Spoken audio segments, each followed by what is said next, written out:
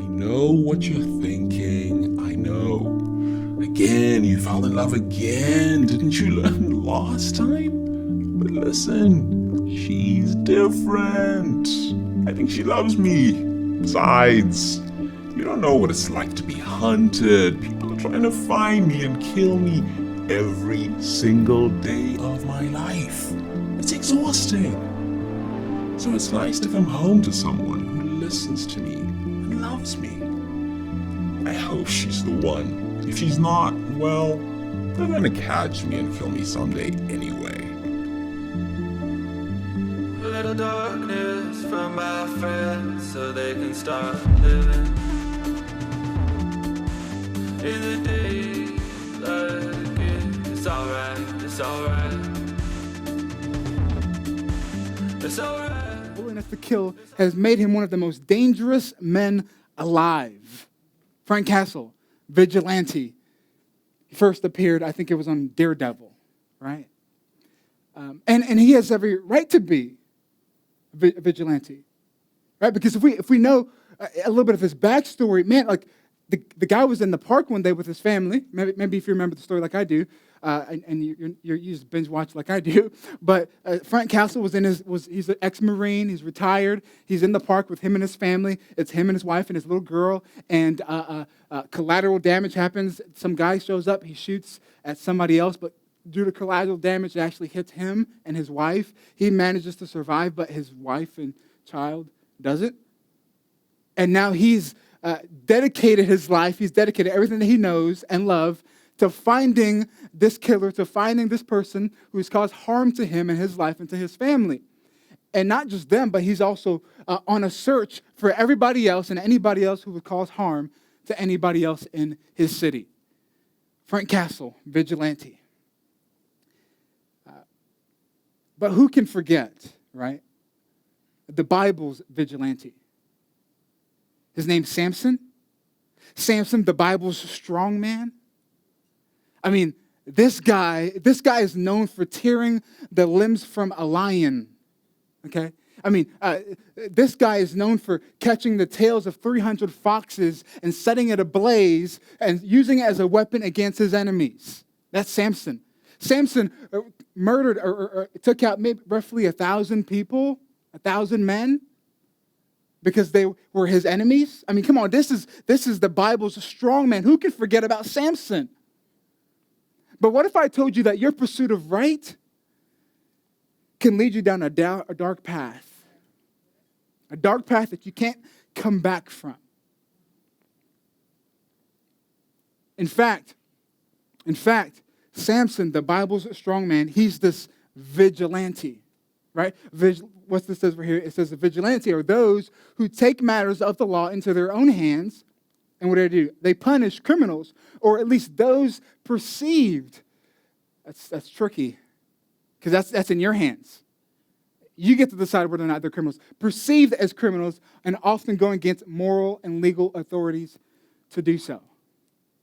So the question is, were Samson's Punisher, Frank Castle-like actions, were they justified? Were they righteous in God's sight? See, if you know a little bit about Samson, his story is, these guys, they deserved it. They did. These guys, the Philistines, they were had a hand of oppression on the people of God for years, 40 plus years. In fact, they caused harm not just to the people of God, but they caused harm to Samson personally and to his family personally. And so he has every right to be angry. He has every right to seek vengeance for what has been taken from him. And so Samson is going to get what belongs to him. He's going to get vengeance on the people that's taken from him. And he's chosen by God as this leader appointed over Israel. He's supposed to be this leader that's supposed to lead Israel out of their oppression, out of the hand of their oppressors. And here he is, this guy, Samson, this vigilante, the Bible strong man, who is supposed to lead these people out of darkness, out of oppression. And we find Samson in a place that we'll see as we look at the story in just a moment, in a place that he doesn't want to be. It takes him down a path that he never saw coming, right? Because oftentimes what happens, this vigilante eventually becomes a villain. And there's this verse that really summarizes the entire book of Judges and summarizes Samson's life. It says this, it says, in those days, there was no king in Israel, and everyone did what was right, someone say right, in his own eyes, including Samson. Now here's the thing. When you leave what's right for people, people will often do what's right for them. And Samson's retaliation to the Israelite, retaliation to find a word, retaliation to the Philistines and to the people that have oppressed the Israelites for years. His retaliation, it's well meaningful. They deserve it. They're vicious and vile and corrupt people. But this vigilante's actions make him a villain, and in his righteous indignation, he breaks God's law.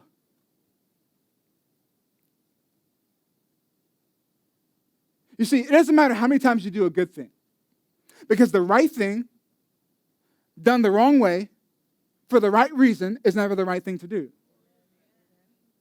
And somewhere along the way, Samson lost sight for what was right. Somewhere along the way, Samson lost sight for what was right. So, a divine revelation was given to Samson and his parents before he was born. And the revelation is, God says to his parents, I'm going to set apart Samson for a specific plan, a purpose that I have for his life, a destiny that I have for Samson. And so I'm going to set him apart, and when he's born, he is to enter into a covenant, into a vow with me, and with this vow, he cannot break these vows. And here's the vow. It's called the Nazirite vow. It says, do not drink wine or fermented drink. How many are like, I'm out? Like, do not touch or eat anything unclean. Now, none of these are wrong, but this is just the vow that he made with God. It says, do not touch or eat anything unclean. In other words, look, you're not to be around a corpse of any kind. You can't go to funerals of any kind. The one says, do not cut your hair. So these were the three vows that Samson vowed before God and before his parents and before his life. Said, this is what I'm going to do. I'm going to. This is the line that God's drawn. I'm not going to cross it. And so he did. He kept his vow, and eventually, translation is, look, do not drink wine or fermented drink, but it also says, look, which means no parties. Like, you can't go to parties. Samson, you gotta bow out, you can tap out, you can't go. Do not touch or eat anything unclean, which means really no eating out.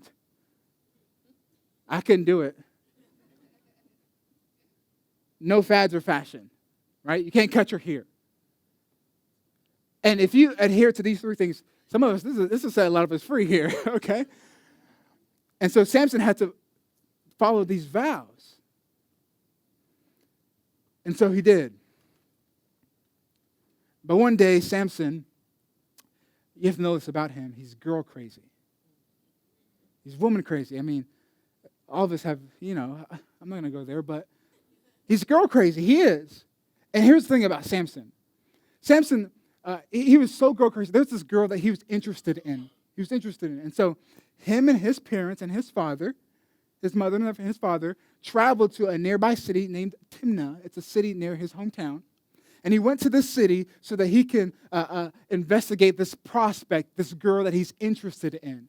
But he was so eager to get there, he was so excited to get there, that he took a minor detour, took a minor shortcut, and he went through a vineyard, okay? Now, come on, Bay Area. What do you do when you go through a vineyard? When you take a tour, what do you do? Come on. You go wine tasting, okay? So he goes wine tasting through this vineyard. Strike one. Strike one. So he goes wine tasting, but on his detour, he was attacked by a lion. crazy. Lion jumps out, he attacked him. Samson, like I said, strong man, tore the lion from limb to limb, left him there, continued on to his path. He finally arrives to the city Timnah, and there he sees the woman, and immediately he sees her, and he becomes enamored with her. His parents say to him, Samson, you shouldn't do this. Here's why. List the red flags. You shouldn't do that. No, list the red flags. Samson, by this point, he's already made up his mind. So he goes back, on his way back to his hometown. He goes through that same detour, that same vineyard, and there he sees the lion, the carcass of the lion, and in it was a swarm of bees lying there, and in it was a swarm of bees hovering over like a honeycomb. And so he reaches down, deeps down, grabs a handful of honey. He ate it and saved some and gave some to his parents and did not tell them where he got it from. Strike two.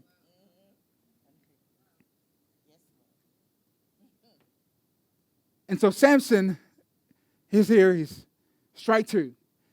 He made this decision. It's him. It's his decision to make. And this is where we find him so far. Strike two. But he continues. Samson continues on, and it's funny because now I'm not gonna judge Samson for this because I mean you shouldn't either, but we all participate in all of our decisions, don't we? Right? Is that true? Right? You participate. I participate. We all participate in our decisions.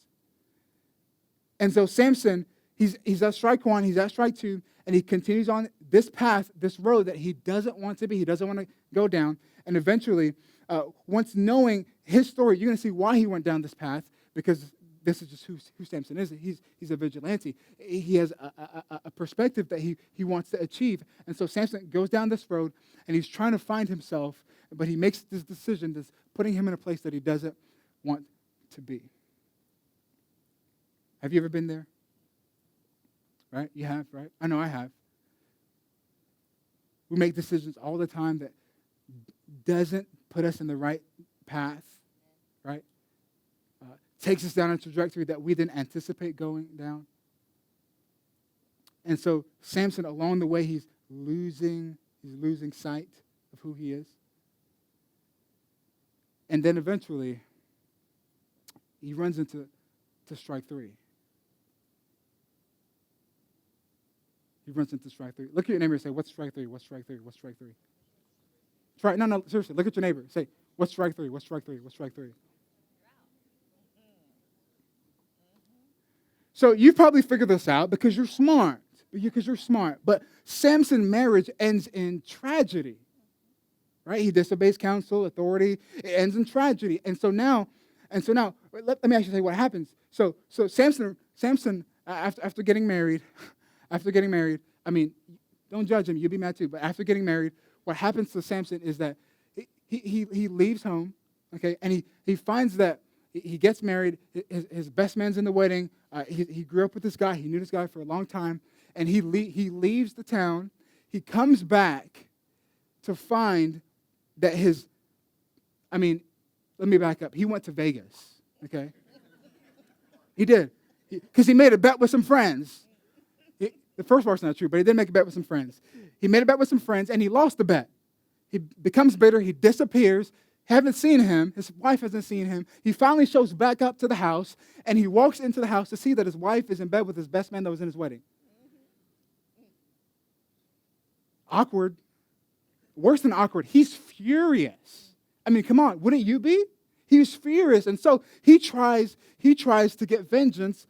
He tries to get her back. But her father won't let him. So he tries to get vengeance on her family. Now, I don't want to take this away from Samson, okay?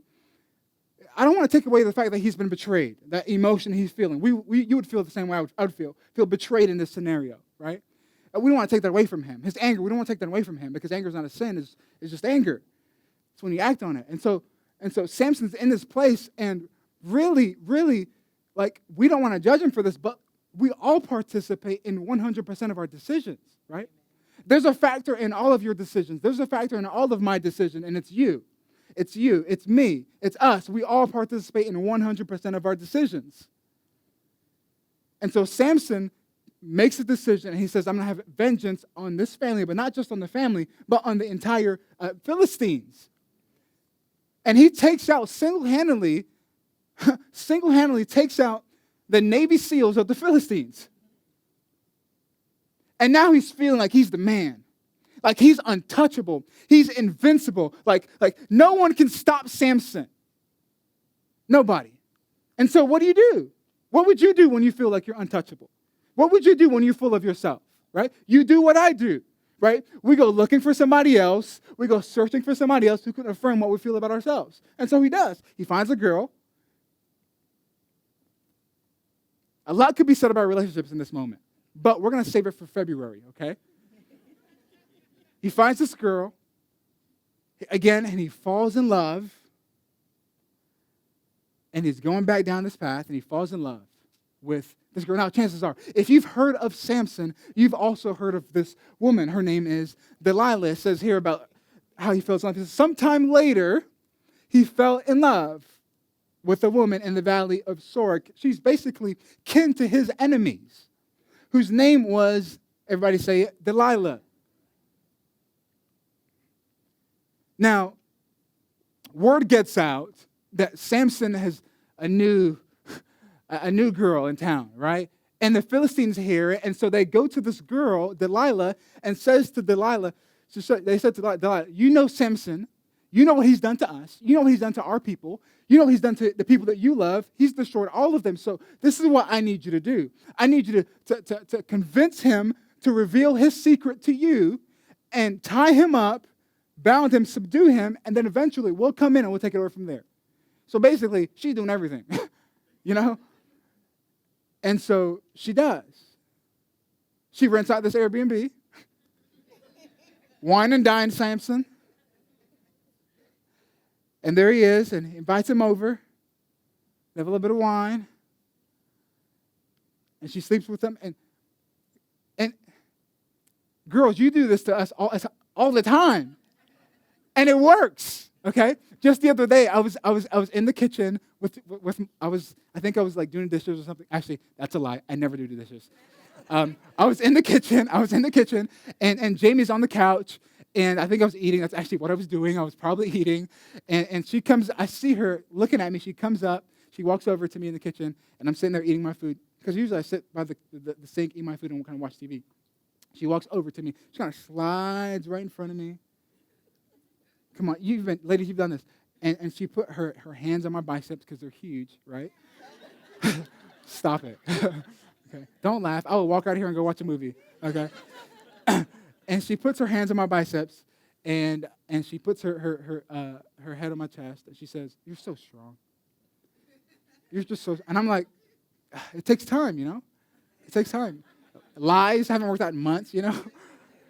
And she says, "You're just so strong. You're so muscular." And while she says that, she's looking towards the trash can. And she's like, "That trash is getting full." I'm like, "Oh, I got it. And so I take out the trash. You do this to us, and it works. It works. And so she wines and dines Samson, and he's there with her, and it says this. So she said to Samson, she says, "Tell me the secret of your great strength and how you can be tied up and subdued." Literally says to him, like, "Hey, why are you so strong, and what can I do to remove it out of the way?" And so he does. He tells her, he says this. He says, "If anyone ties me with 7 fresh bowstrings that have not been dried, I'll become weak as any other man." And so she wines and dines Samson. He falls asleep on her lap, and what happens? She gets some fresh bowstrings, ties him up. The Philistines, she says, the Philistines, "Hey, he's tied up." She calls the Philistines. They come barging in the Airbnb, kicks down the doors, and she shouts from the rooftops, "Samson, Samson, the Philistines are upon you." Samson breaks free from the bowstrings, beats up these guys, kick him out the Airbnb. And she says to Samson, "You lied to me. How can you do that to me, Samson? Come on." And Samson says, okay. And so she convinces him again, "Come on, look, what's mine is yours. Mikasa Suka, look, it's all yours. Like, hey, come on, be honest. And so he says to her, again, for the second time, he says, next verse. If anyone ties me up with new ropes, if anyone ties me securely, that's my bad. If anyone ties me with new ropes, securely with new ropes that have never been used, I'll become as weak as any other man. And so she's got the secret. So these new ropes, fresh, never been used. Same thing, routine, wines and dine, falls asleep on her lap. He wakes up, he wines down, falls asleep on her lap. She ties him up with these new ropes. Same thing happens. She calls the Philistines. They come barging in, and knocks down the doors of the Airbnb. This is another Airbnb because they didn't let them in the last one, okay? So barges in, and she says, Samson, the Philistines are upon you. The Philistines are upon you. And he wakes up, breaks free from the new ropes, beat up these guys.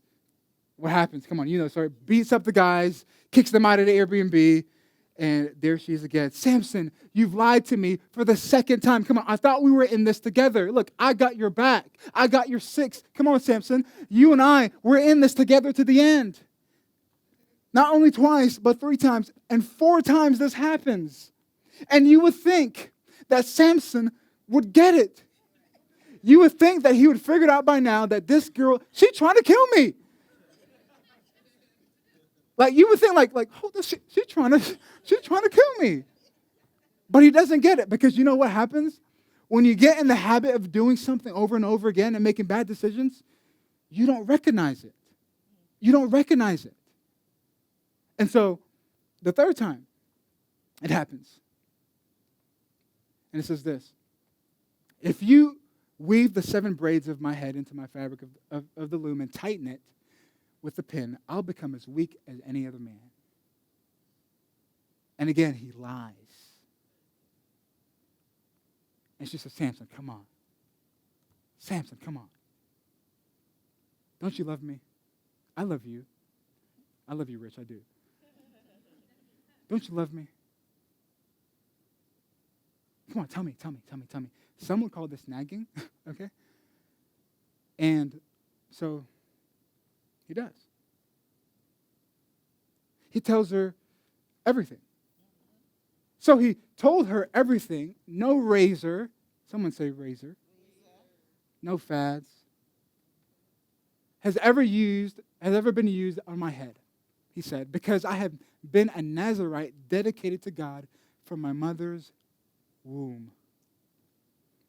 And he tells her everything. He says, if my head were shaved, my strength would leave me, and I would become as weak as any other man. Strike 3.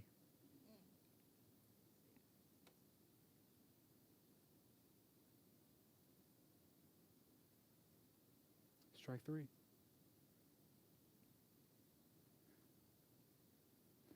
And after putting him to sleep,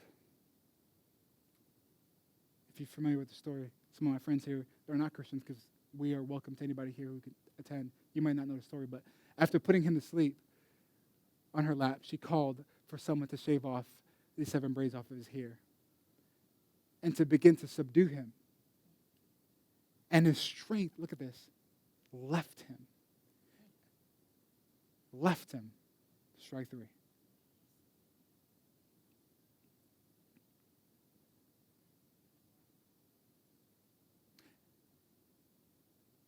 And he awoke from his sleep. And he thought, this is the part you don't recognize it. This is a sad place to be. Because look what it says. It says, and he woke from his sleep and thought, I'll go as before. He thought, look, I'll do what I've always done. I'll continue to do what I've always done. He says, I'll go as before and shake myself free. But he did not know that the Lord had left him. He didn't even recognize where he was. He didn't even recognize that this isn't true love. He didn't even recognize that she's trying to kill him. He didn't even recognize it, that God had departed from him. And the Philistines, they seized him. They came in the Airbnb, seized him, gouged out his eyes, and took him down to Gaza, binding him with bronze shackles. They set him to grinding grain in the prison. So here's this guy that has a calling on his life, has a plan on his life, has a purpose on his life. Samson has this calling and destiny made by God. And all of a sudden, he's been taken control of his feelings, of his emotions. That's how he got there, out of his emotions, his feelings. He's caught up in his feelings, and he gets caught up in his feelings, and he's now taken down to the Gaza, to this prison, to this place, and there he is in this prison by himself, and he's shackled, right? He's being made sport of. He's being laughed at. He's being mocked at. He's being ridiculed. This guy, Samson, who had a destiny, a calling on his life, now in shackles.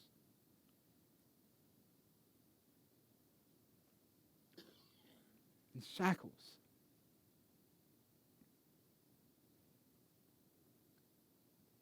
You see, what oftentimes happens is this. What oftentimes happens is that when you get in the habit of making bad decisions, it's hard to recognize. It's hard to recognize when you're getting ready to make another bad decision. You see, Samson made the mistake of compartmentalizing his life. His spiritual life is over here in this box, right? His spirituality, his walk with God, his walk with Jesus is over here in this box. And over here in this box is his destiny, his purpose, his calling. And that was his first mistake. He compartmentalized his spiritual life from his destiny. He never thought, get this, he never thought that they would actually intersect. He never thought that they would actually cross paths. And so, but that's just the way it works. That's just the way God works. What God does in you, he wants to use to do through you. And he never see that them intersecting with each other. And so when he took that drink in the vineyard, that was the first decision down a wrong direction. When he scooped up that honey out of that unclean animal, of that carcass of that lion, it was another step in the wrong direction. When that razor touched his head, it was another step continuing down the path of a wrong direction. And friends, let me say this. Look, when you get in the habit of making a bad decision after bad decision after bad decision, it's hard to tell that you're going in the wrong direction. And here's Samson now down a path that he never didn't even see coming. You see, long before his eyes were gouged out, Samson was blind a long time ago. And when we do what's right in our own eyes, the more blind we become. When we do what's right in our own eyes, the more blind we become. The more we make decisions in a way that, look, it's our best interest in hand. It's not for the benefit of somebody else. Look, the more blind we become. And Samson took these steps down the wrong direction, and he couldn't even recognize that where he was going was leading him to a place that he didn't want to be. Because he's so used to doing things his own way, doing things in his own eyes. And when we do decisions and make decisions with our own interest in hand, when we do what we think is right in our own eyes, it's just a pathway to becoming more blind. Because long before his eyes were removed, he was blind a long time ago.